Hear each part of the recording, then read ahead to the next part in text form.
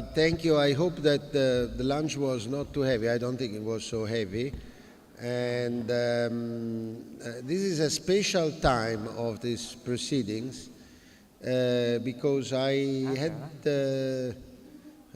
invited some years ago Lorenzo Banchero to be with us, and he contributed, I think 2 years ago, with his ideas and his views on shipping to this conference.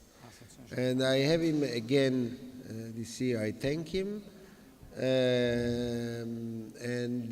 This will be a time just for Terry to interview Lorenzo, who doesn't need any introduction, has been in business for many years. And I think he's the example of an Italian international shipping man and broker. I admire Lorenzo for, because generally, you probably don't know this, I get stuck in my thoughts when people is thinking. And I think all the speakers here are people, on the contrary, I'm listening. And one of these persons is Lorenzo Banchero, because there is always something interesting. He said he doesn't want to speak about himself, but we will ask Terry to make him questions about things, and I will put myself here and listen to you. And I think I would like to have the light a little bit down so we can hear this piece of conversation that is about the past, but I think will tell us also a lot of things about the present and the future. Thank you.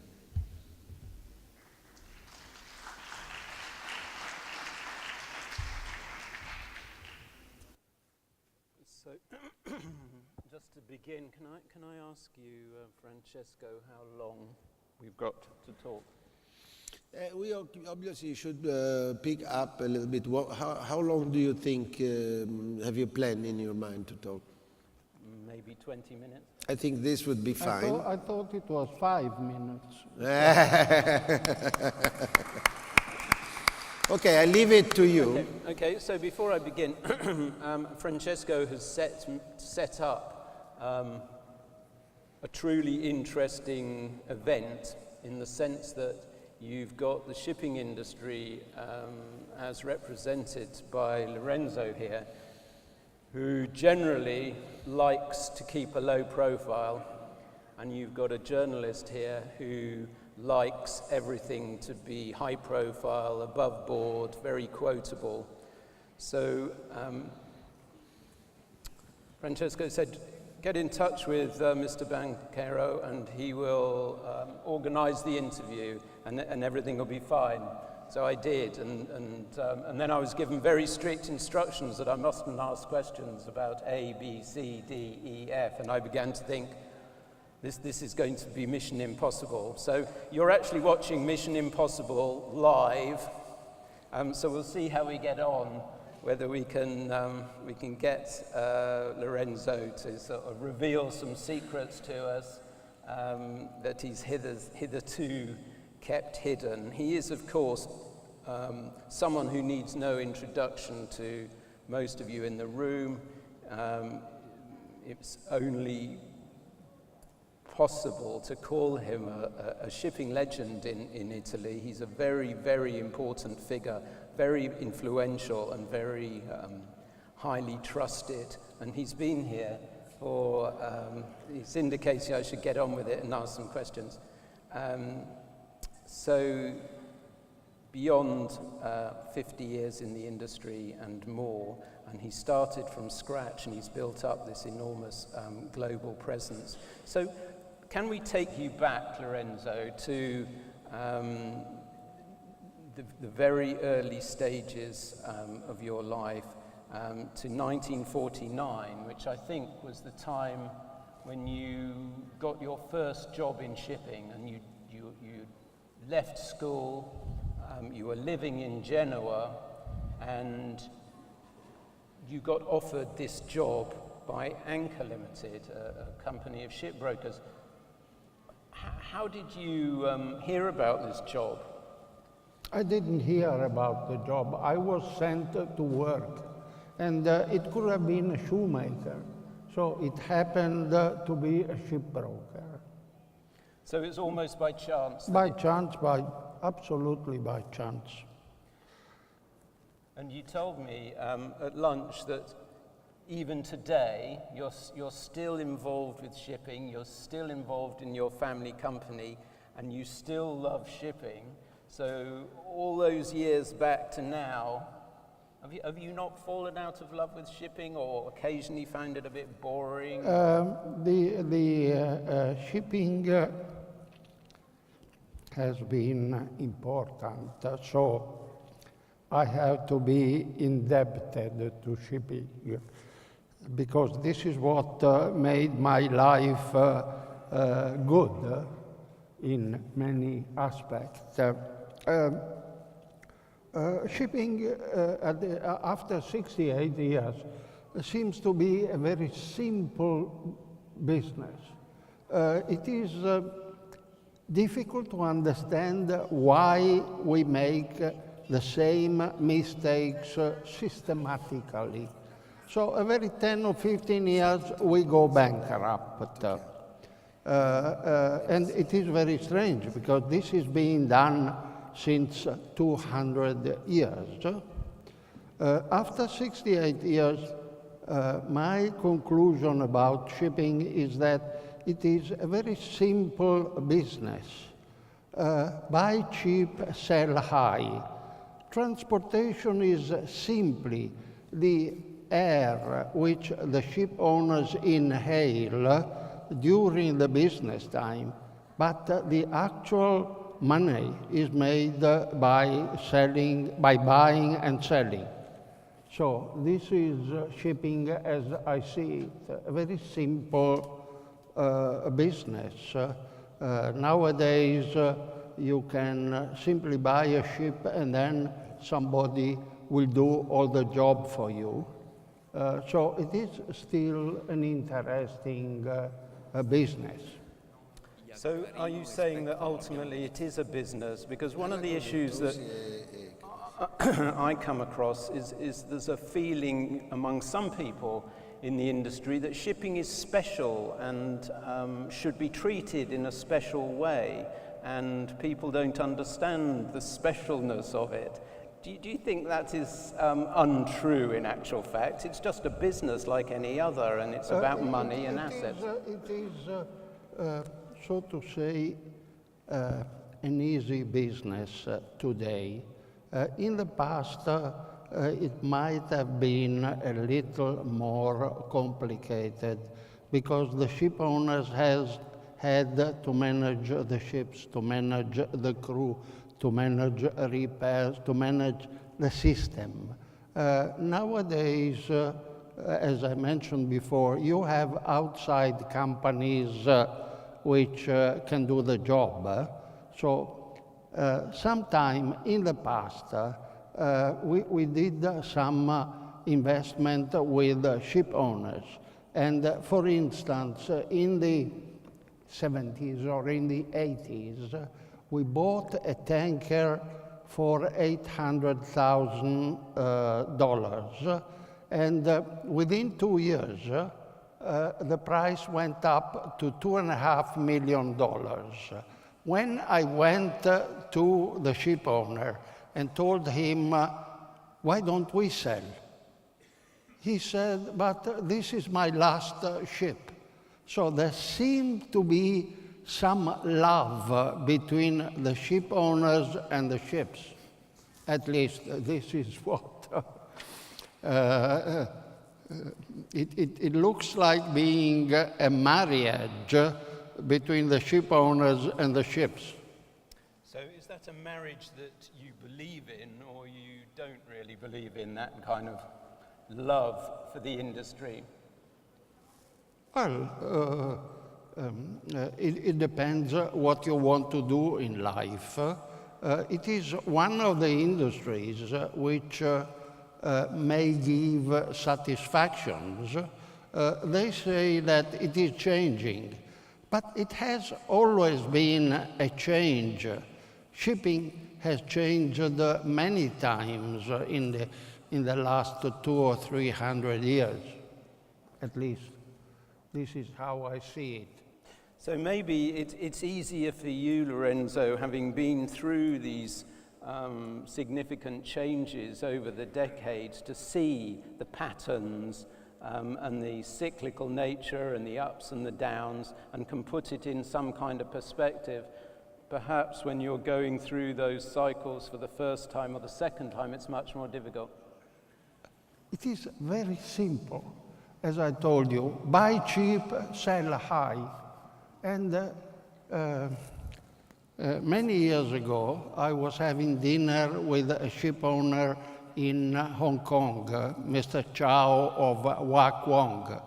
And we had sold one of his ships when the market was still going up. So as a young broker at dinner time, I asked him, Mr. Chow, why you did sell instead of waiting some more. And very coldly he told me, look, let somebody else earn the last 10%. This is shipping. That's good business, good long-term business sense. So you mentioned, Mr. Chow, in your time, you've met all sorts of legendary figures from the ship-owning world, Niarchos, Achille Lauro, Franco Moresco. Do you remember any particular meetings, say, with Mr. Lauro that were significant?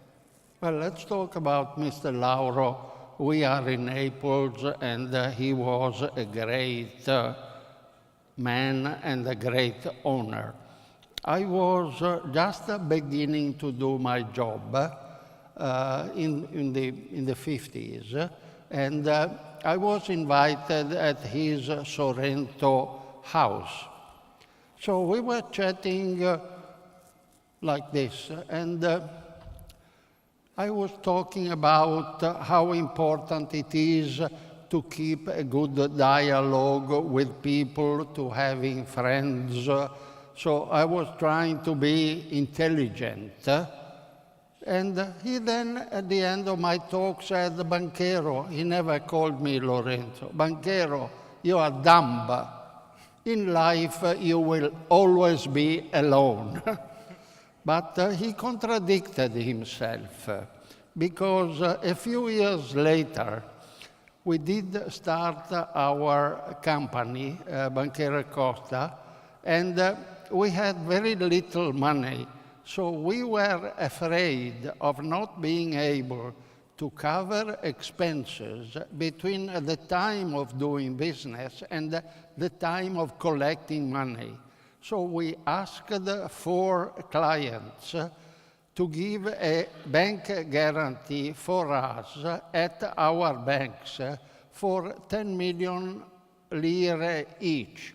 And Achille Lauro was one of those. So he was a very, very important figure in the development of the company. Well, I mean, it has given us, so to say, security. And I remember you telling me that there was one particular occasion where you met Mr. Lauro, or didn't meet Mr. Lauro, because he was unable to come into the room. Achille Lauro had many interests, or so to say, he had a number of desires. I'm talking about 50 or 45 years ago.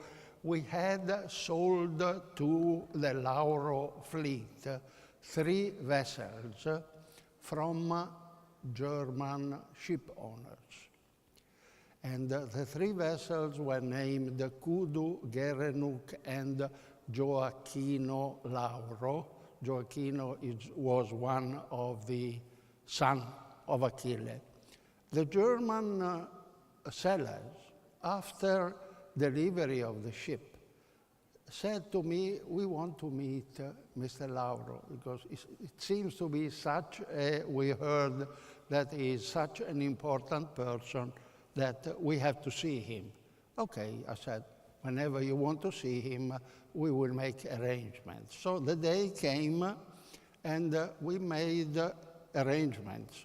When I say arrangement, I spoke to everybody in the business, knowing that Achille Lauro could not keep a date or an hour.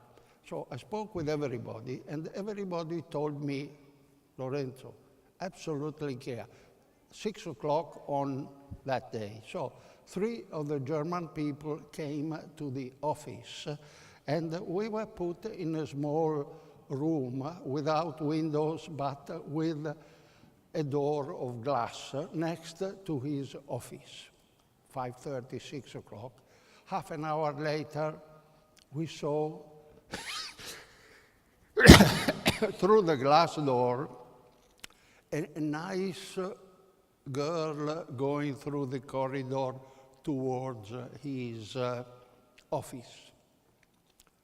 Half an hour later, his secretary came in and said, I'm sorry, Mr. Banchero, we have to postpone the meeting tomorrow morning at 10:30 or 11 o'clock. You can imagine German guests' reaction. So when you first started, I think you were literally an office boy, is that correct? Yeah. So in 1949, you worked in this Anchor Limited, the shipbrokers. What did you had no training for this? What actually did you do as a first job? Cleaning the office, and I remember delivering to 40 ship owners in Genoa a sort of a circular which the office prepared every morning after having received market information. So I was going through all their offices. But why don't we talk about shipping instead of talking about me? Because I like talking about you.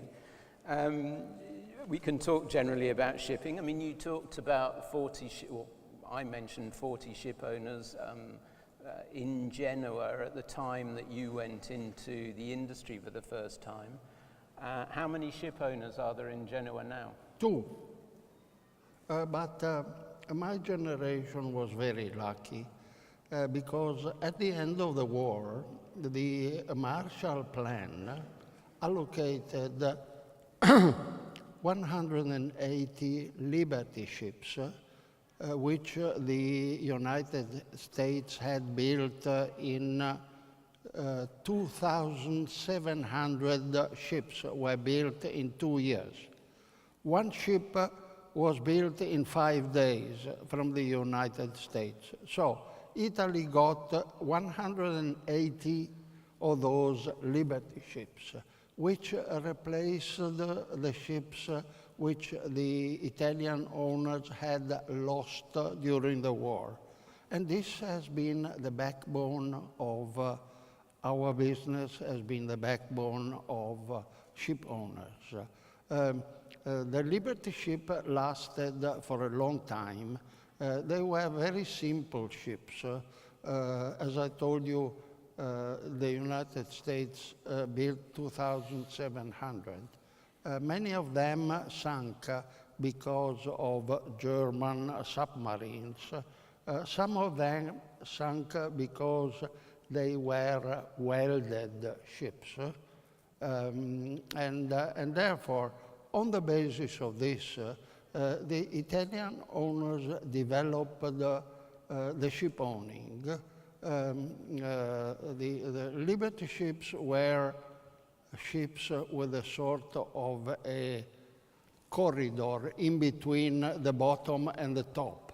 It was not a single hole like this one. There was, at the middle, there was a sort of a deck.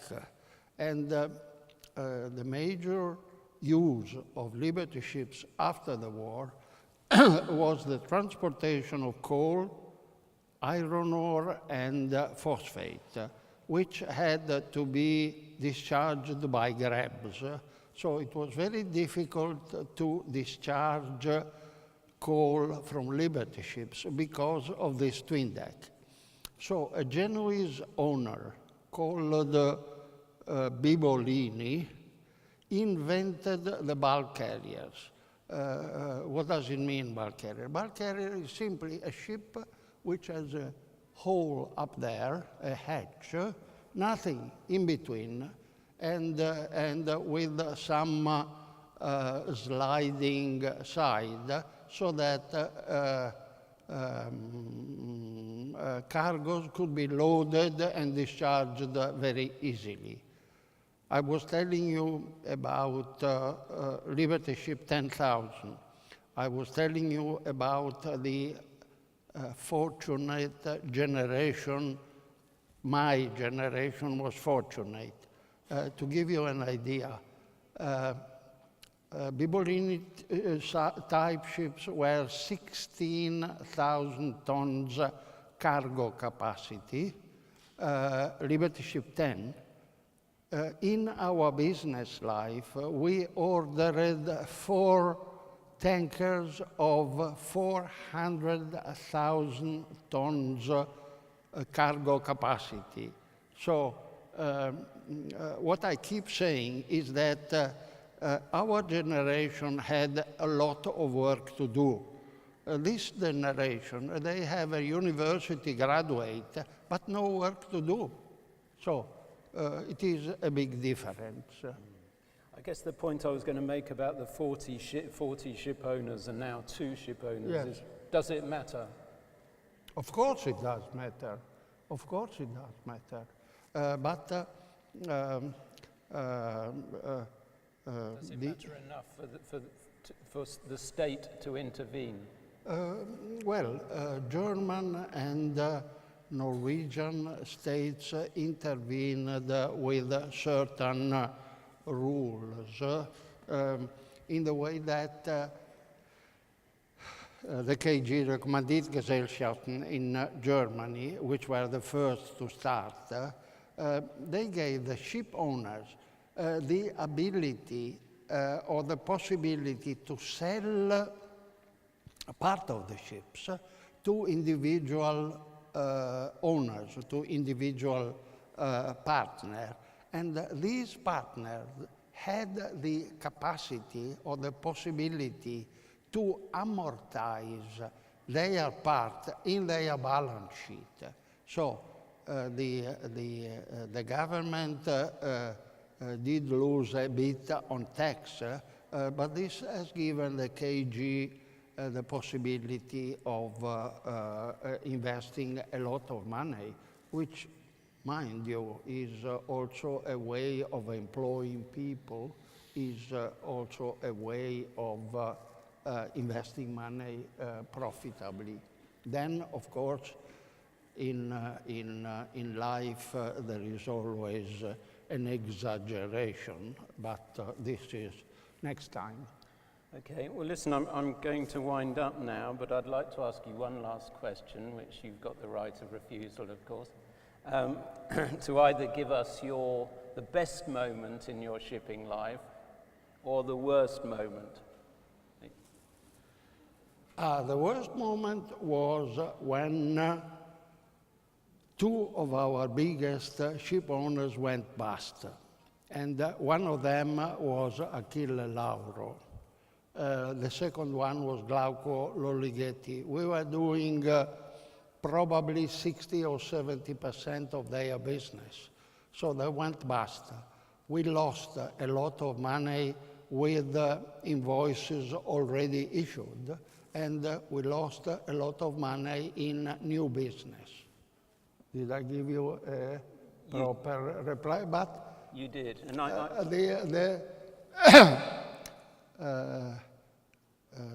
today everybody is talking about globalization.